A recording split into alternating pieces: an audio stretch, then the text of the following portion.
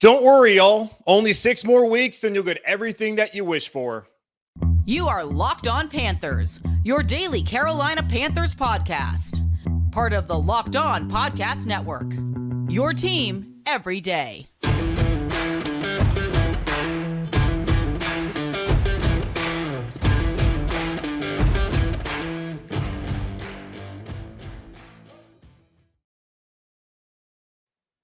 Welcome into another edition of the Locked On Panthers podcast, a part of the Locked On Podcast Network. I'm your host, as always, Julian Council, talking Carolina Panthers with you every Monday, Tuesday, Wednesday, Thursday, and Friday. Your team every day. That's our motto here on the Locked On Podcast Network. Subscribe or follow the show for free on YouTube or wherever you listen to your favorite podcasts. And be sure to follow me, Julian Council, on Twitter at Julian Council, where on Wednesdays throughout the rest of the regular season, I'll be answering your weekly Wednesday mailbag questions either at me or DM me over on Twitter at Julian Council to ask me a question for this week's edition of the weekly Wednesday mailbag right here on Locked On Panthers. Today's episode of Locked On Panthers is brought to you by LinkedIn. LinkedIn Jobs helps you find the qualified candidates you want to talk to faster. Post your job for free at linkedin.com/LockedOnNFL. That's linkedin.com/LockedOnNFL to post your job for free. Terms and conditions apply. The Carolina Panthers 10, the Tennessee Titans 17, as the Panthers fall to 1-10 after yet another putrid offensive performance there in the Music City of Nashville, Tennessee. Whew, yes, another thrilling day of Carolina Panthers football action. Appreciate the 42 of you that are live with me now on the Locked On Panthers YouTube channel. And thank you to the over 7,000 people decided that they want to subscribe to this channel and listen to me talk about the worst football team in the NFL. The Carolina Panthers had a chance to win this game, as they've had chances to win a couple of games this season, but the offense just was not interested in doing it. We have talked about this a few times now post-bye. The Panthers defense has been more than you could even expect from them, considering that J.C. Horn has now missed 9 games. Shaq Thompson's missed a ton of games. The amount of injuries that they've had on that side of the ball. And for them to go out there and to continuously put up efforts that are good enough for the Panthers to win, you got to applaud Ejiro Evero in that unit for what they've been able to do with the Deshaun Jamesons of the world having to start after the Panthers don't have J.C. Horn out there. They don't have C.J. Henderson. They've lost DiCaprio Boodle, had to step in because of the injury to Horn and to Henderson, that they've been able to go out there and at least have the team in the game. For a competent offense, the Panthers defense would be good enough to win football games. Unfortunately, the Carolina Panthers, as we know, through 11 games, do not have a competent offense. The Panthers were down 17-3 at the half. The Panthers offense was able to put together an 11-play drive to go down there and cut the lead to 17-10. After that, the Panthers had 4 drives, 4 offensive drives, 4 opportunities to go out and tie the game. I asked on Twitter at Julian Council, at that point, did you ever think, once the Panthers cut the lead down to 17-10, if the Panthers would actually go down there and tie the game? And of course, everyone said no. At no point did I believe the Panthers were ever going to drive the ball down the field and score a touchdown, because they can't protect and they have a bunch of penalties. It was not going to happen. Receivers can't get open. I never believed the Panthers defense was good enough in the second half. This is the Titans drive chart in the second half. Punt, punt, punt, punt, into ball game. You held them scoreless in the second half. You should be able to at least tie and take that game to overtime, if not win, when your defense performs at that level in the second half of a game in the NFL. But these are the 4 drives that the Carolina Panthers cut the lead down to 17-10. Punt, punt, punt, turnover on downs. And a key factor to all of that is the starting position for the Carolina Panthers. For an offense that is as bad as the Panthers offense is, they cannot start the game, a drive deep into their own territory. And that was the case today. That first drive after cutting the lead down to 7, they start at their own 12. The next drive at their own 11. The next drive at their own 9. And the final drive, a touchback, they started the drive at the 20.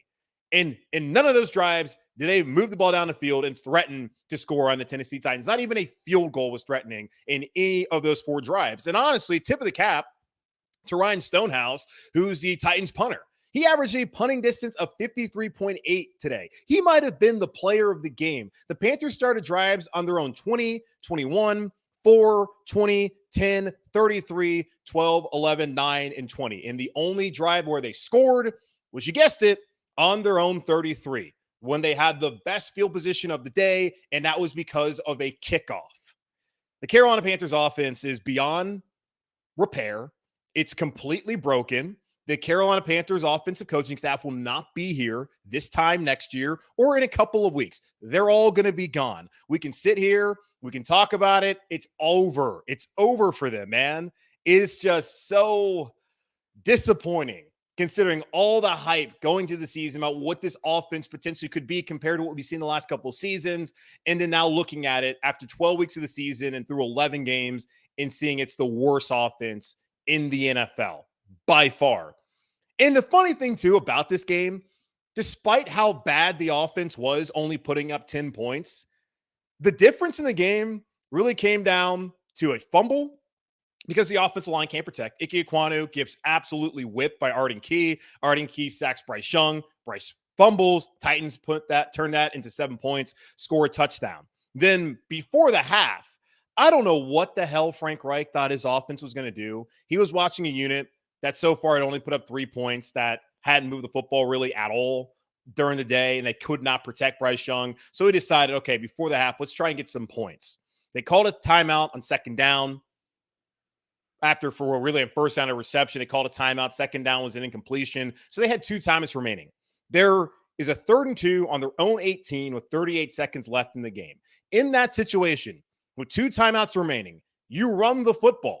If you pick up the first down, then you can call timeout and still try to get down the field to get in field goal range. But in that situation, you run the ball, because if you don't get the first down, which the Panthers didn't when they passed the football, the clock runs out. Your opponent, Tennessee, doesn't have any timeouts, and you go to the locker room only down 14-3. But instead of running the football in that situation, the Carolina Panthers decided to throw it. Of course, it was incomplete. That gives the Tennessee Titans an opportunity to get the football back, and the Titans go 27 yards in 5 plays and kick a field goal before the half. That is all on a lack of situational awareness. That is game management. That is on coaching. And yes, poor defense to not get off the field and to allow Tennessee in that short amount of time, because they only had about 35 seconds to get down 27 yards in 5 plays, get into field goal range. That is all on coaching. The Titans should have never been in a situation where they can get 3 points. So when you look at the game, as bad as the offensive line was, we're going to talk about them here momentarily, as bad as the offense as a whole was, that's 10 points right there, man. 10 points on a fumble and 3 points with 7 on the fumble, 3 on your coach not understanding clock management and the situational football, knowing that his opponent has no timeouts. And if you run the ball, don't get it, you can run out the clock and go into the half. So yet another reason why Frank Reich will not be here next year as the Carolina Panthers head coach. The Panthers offense, 4 different opportunities after they cut the lead to 7, and they were able to do absolutely nothing with it. And that, again, is an indictment on Frank Reich and the entire operation here in Carolina as the Panthers fall to 1-10 on the season. Now, the offensive line, which I thought was going to be a strength this season, has been anything but. It has been a complete disaster. The O-line is in disarray. And when you look at the guard combinations, it's worse than you even could have imagined after watching all these games. We'll talk about the state of the Carolina Panthers offensive line here in just a moment on Locked On Panthers.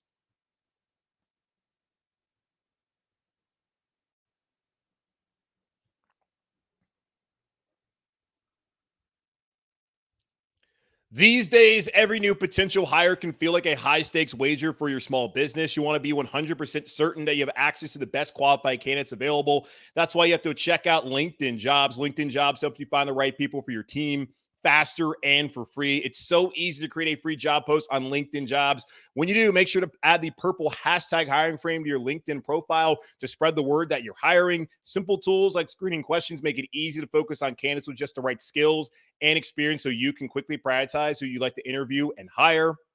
That's why small businesses rate LinkedIn Jobs #1 in delivering quality hires versus leading competitors. LinkedIn Jobs helps you find the qualified candidates you want to talk to faster. Post your job for free at linkedin.com/lockedonnfl. That's linkedin.com/lockedonnfl to post your job for free.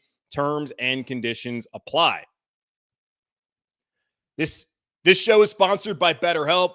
This time of the year can be a lot, and it's natural to feel some sadness or anxiety about it, but adding something new and positive to your life can counteract some of those feelings. Therapy can be a bright spot amid all the stress and change, something to look forward to make you feel grounded and to give you the tools to manage everything going on. If you're thinking of starting therapy, give BetterHelp a try. It's entirely online, designed to be convenient, flexible, and suited to your schedule. Just fill out a brief questionnaire to get matched with a licensed therapist and switch therapists anytime for no additional charge. Find your bright spot this season with BetterHelp. Visit BetterHelp.com/lockedon today to get 10% off your first month. That's BetterHelp, HELP.com/lockedon.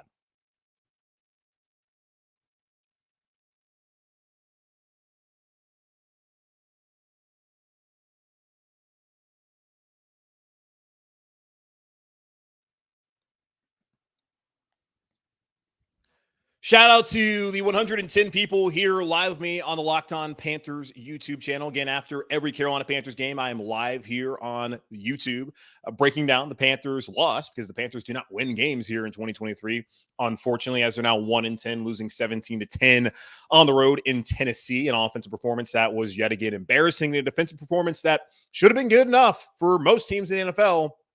Probably every team except for the Panthers to win this game on Sunday, but that was not the case as Frank Reich's unit is a complete embarrassment and the primary reason why he will not be the head coach for the Carolina Panthers come 2024. Only 6 more weeks, everybody, and you'll get your wish. Mike Garafolo of NFL Network had some reporting on that on Sunday. We'll get into that here in just a moment. We talked to Tyler Rowland of Locked On Titans back on Thursday for our crossover episode brought to you by Prize Picks, and he talked about how bad the Titans offensive line was, and I told him how the Panthers offensive line was also pretty bad, and there was 2 guys who could wreck the game, both on the defensive line. For the Tennessee Titans, it was Jeffrey Simmons, and for the Carolina Panthers, it was Derek Brown.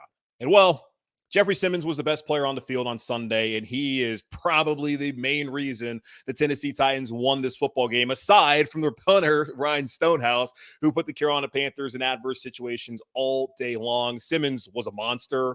5 solo tackles, 3 tackles for loss, a sack, fumble recovery. The Titans overall had 4 sacks on the day. And speaking of those 4 drives Panthers had after they cut the lead to within 7, Bryce Young was sacked on 3 of those 4 drives. He was constantly under pressure. The 4th down call, we'll, of course, might as well just talk about that. They threw a screen pass. Frank Reich said that Bryce Young checked to that play and that DJ Chark was too far behind the line of scrimmage. And if it's blocked correctly and I guess ran correctly by the wide receiver, that could have ended up in a touchdown. I don't believe that. The Panthers aren't capable of scoring touchdowns. I did also, when I asked people on Twitter whether they felt like the Panthers at any point were going to score to tie the game or even take the lead, someone said no, they reached their quota of 1 touchdown for the game, which is a great joke. 14, I believe, offensive touchdowns on the season for the Carolina Panthers through 11 games. Pathetic. So no, they were not going to even score on that play, but apparently Bryce Young checked into that and made the right decision according to Frank Reich. And typically coaches say, well, I got to watch the film before I can let you know. And I'm sure someone hopefully on Monday will ask again, hey, was that the right decision by Bryce Young? But why on earth is that the check on a 4th and 6 play? Typically, when it's 4th in game, you want to throw the ball beyond the sticks. But for whatever reason, that was the option that Bryce Young was given. And you can blame Bryce, but why is he even given the option to make that decision? That is my question. And Bryce took ownership, which he should, but why? Why on earth is that even an option for Bryce Young in that situation? But it didn't really matter. They weren't going to go down the field and score a touchdown anyway, so might as well get the game over with so the rest of us can move on with our Sundays. The Titans defensive line, primarily Jeffrey Simmons. He was great. Arden Key, who got the key play where it was the sack and then the fumble that was recovered by Jeffrey Simmons. He was awesome. He killed Ike Ekwonu. And I saw before even coming up here, some people already in the chat here live on the stream, and they were just saying like Ekwonu just forgot how to play football. I don't know what's going on there. They don't really have any other option at left tackle with Christensen out and probably not even left tackle in the first place.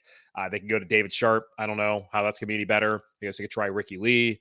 It's just going to be what it is this year. And you've got to freaking hope that he can figure it out moving forward. But it's been It's been tough to see for a local guy, played at state. Congrats to the Wolfpack on the win last night, by the way. Pains me to say it.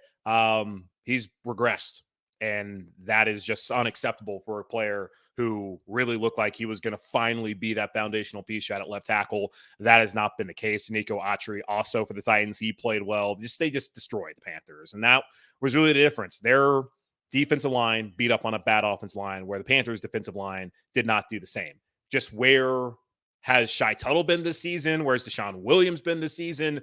Two key pieces in free agency on the defensive line. We really have not talked a lot about that. We talked a lot about the offensive failures like Miles Sanders and Hayden Hurst and really everybody except for Adam Thielen. We've talked about them. We have not spent a lot of time talking about Shai Tuttle and Deshaun Williams being verifiable no-shows all season long for the Carolina Panthers. We see Derek Brown doing his best, but there's no one else on the defensive line that's standing up and doing anything. And that was a position group that we were wondering after they got rid of Marquand McCall, like, what exactly are you going to do here? They brought in LeBron Ray, Nick Thurman. Like, what have they done? What have they done? And even the guys they brought in, as I mentioned, and Deshaun Williams and Shai Tuttle have provided basically nothing for the Carolina Panthers. So the Panthers D-line was not able to win this game, while the Titans D-line did, beating up on a bad offensive line. Now, the Panthers offensive line is just in disarray, as we can see. But in particular at the guard position, Ike Ekwonu at left tackle, he hasn't been great.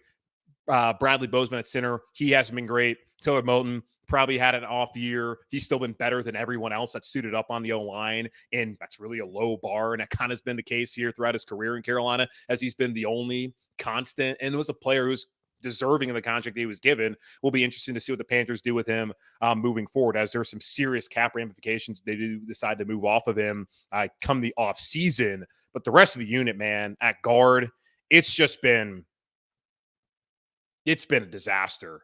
Brett Toth started today at right guard, of Austin Corbett out for the rest of the season with an MCL injury. Hopefully Corbett, if he even comes back, will be healthy next year. We'll see where that goes. But Toth, if you're asking who the hell is that, he made his second career start. He went to the United States Military Academy at West Point, deferred his service to go to the NFL for whatever reason. He was signed for the Eagles practice squad on October 24th. So he's just been sitting there on the roster, not playing until now. So he got to start at right guard. He got beat a couple of times, as you would expect. Chandler Zavala, he also was starting today at left guard, but he was injured in the second quarter of a knee injury. He had to go out. He was replaced by Cade Mays. Brett Toth moved over to left guard, while Mays moved into right guard. Then Mays went down with an injury. And hey, congratulations, Nash Jensen, undrafted free agent out of North Dakota State. Your time is here. Welcome to the NFL. He got his first snaps as he went in there to play right guard today. And well, Mays got injured when Jeffrey Simmons just demolished him. So unfortunate to see Cade Mays back in his home state of Tennessee get injured. But that's to say that the Carolina Panthers offensive line. At guard, they had to play Brett Toth, who was on the Eagles practice squad a month ago and not an impact player at all, along with Nash Jensen, who played his first snaps ever in the league. By my count, the Carolina Panthers have played 9. My dad's calling me in the middle of this. By my count, the Carolina Panthers have played 9 different offensive line combinations this season. 9.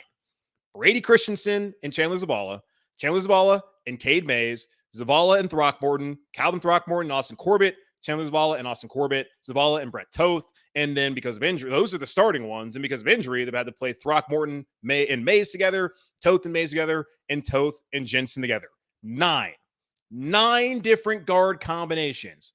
You're not going to have success with that at all. And you'll notice of the 9 combinations I mentioned, Christensen with Corbett is not one of them. At no point did they ever have their starting 2 guards play together this season.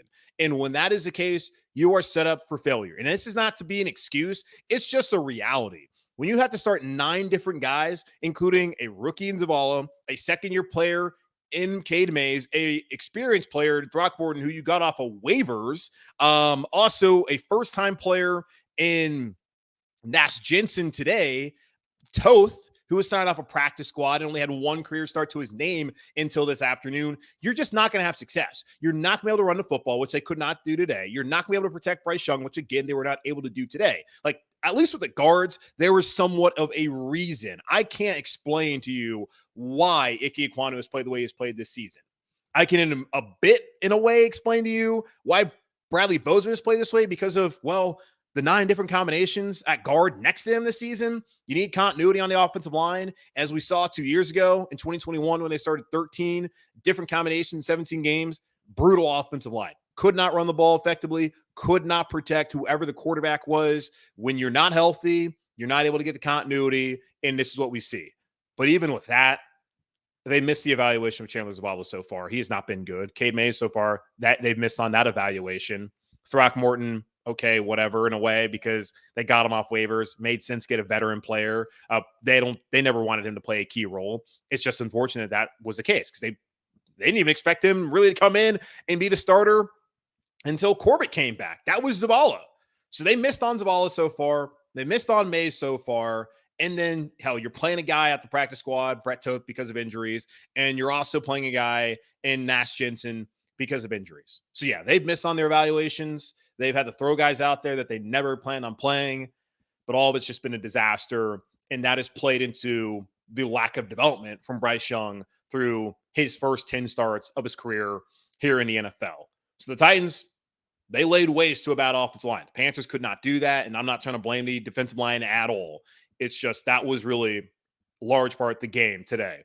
Panthers offensive line, inability to run the football, inability to block for Bryce, and, well, fumble because your offensive line there on the left side, Ike Ekwonu can't block, and that pretty much is the difference in the game on Sunday as the Panthers fall 17-10 on the road against the Tennessee Titans, now 1-10 on the season. Only 6 more weeks to go for Frank Reich as the Carolina Panthers head coach. Mike Garafolo of the NFL Network had reporting on that on Sunday morning. And I know y'all want blood. Looks like you have to wait till after Christmas. We'll talk about that here in just a moment on Locked On Panthers.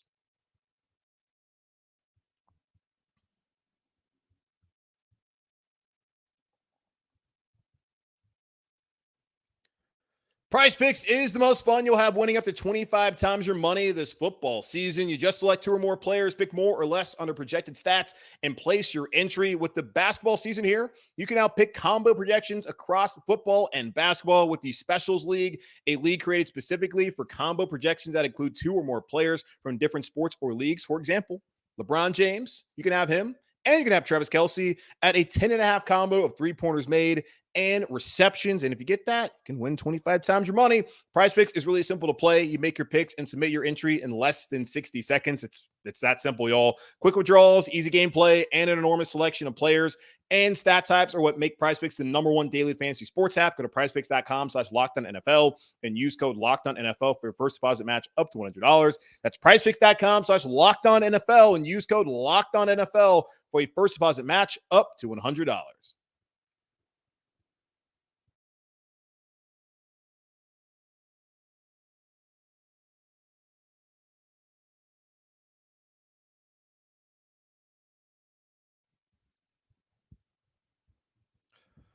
All Panther fans want for Christmas is for Frank Reich and Scott Farrell to get fired. Maybe they'll get their wish, but according to Mike Garafolo, NFL insider for the NFL Network, he reported on Sunday that Frank Reich's future will be determined after the season, which means there's still 6 more weeks of this. And whether Frank Reich gets fired before then or not, there's still 6 more weeks of the Carolina Panthers being the worst team in the NFL. Now, I talked about this, I think, last week, saying that if they fire Reich, I don't really know what good that does other than make you feel warm inside for the holiday season.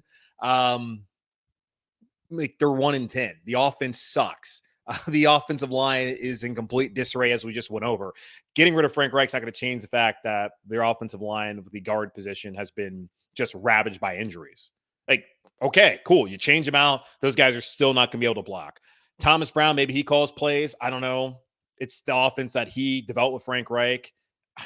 I still just think it's crazy that Reich decided that, hey, let me decide to take back play calling, and it's still been the same mediocre results that we've seen the first 6 games and the 3 games with Thomas Brown and now the last 2 games. So, yeah, I don't know who calls plays. I don't think that helps Bryce Young as far as development is. And that was the main thing that Mike Garafolo was saying, is that they're still trying to see what Frank Reich can do as far as developing Bryce Young for the remainder of the season. At least that was reporting going into Sunday. Now, Joe Person of The Athletic tweeted out he saw David Tepper after the game yell out a nice 4-letter F word. So, yeah, maybe that changes because we know this is a very emotional owner that's not very patient, has been way more patient than I think a lot of people, of course, want and could have expected at this point. But what 1-10, we all know the writing's on the wall. Frank Reich, he's done. But in the meantime, it's going to be trying to help Bryce Young. And I don't know if it helps your quarterback to keep Frank Reich around. I don't think it necessarily helps your quarterback to get rid of him. I don't know. It's going to be done at some point in time. It does nothing right now other than make you feel good. And the team's still going to suck. They're still going to lose games. And who knows? Maybe, because I was the guy last year who thought, hey, okay, they got rid of Matt Rule. Okay, here, cool. We got Steve Wilkes. The problems, yesterday's problems, still today's problems. And for a large part, they still were. Like, the offense still wasn't great. Now, Steve Wilkes did coach the greatest offensive performance in franchise history. So it did get a little bit better, but they were still largely one-dimensional, but at least they found an identity. And the team was competitive, which right now, obviously, they are not. Maybe Ejiro Evero takes over and he could win the final 6 games. I would doubt that would be the case, but if he does, then maybe he has consideration to be the head coach. We just saw David Tepper say no. And for Ejiro Evero, I do wonder what exactly his offensive pitch was. Because for Steve Wilkes, who showed that he could lead the team to success and on the precipice of winning the division, he had to have had an offensive plan to convince David Tepper that he was the guy. That's the case for any defensive coach. And the concern for defensive coaches is that you're going to lose your offensive coordinator. And when you do, are you going to be able to replace them and have your offense at the same level as it was before you lost that coach? We have seen in Tennessee with Mike Vrabel, he had Mike LaFleur, who's now, was it Matt LaFleur? He had Matt LaFleur. He's up there in Green Bay. Then he had Arthur Smith, who's not head coach in Atlanta. The Falcons, unfortunately, are the top in the NFC South. So he's struggled. He had Todd Downing, who didn't work out. Now he has Tim Kelly, I think is the guy. So you've seen how that's kind of impacted Tennessee. Also getting rid of A.J. Brown doesn't help them. So that's kind of the concern that's out there for a defensive coach. And it's a valid concern. But can they lead men? And he showed that. Steve Wilkes did last year. But I wonder what his offensive plan was. I also wonder what the offensive plan that Ejiro Evero presented to David Tepper was. It was at least enough of what he presented to Tepper was enough for him to become the defensive coach here, defensive coordinator here in Carolina. I just wonder, like, if he takes over, gets 6 weeks, is that going to be enough for Tepper to be like, yeah, this is my guy? He would have to win all 6 games.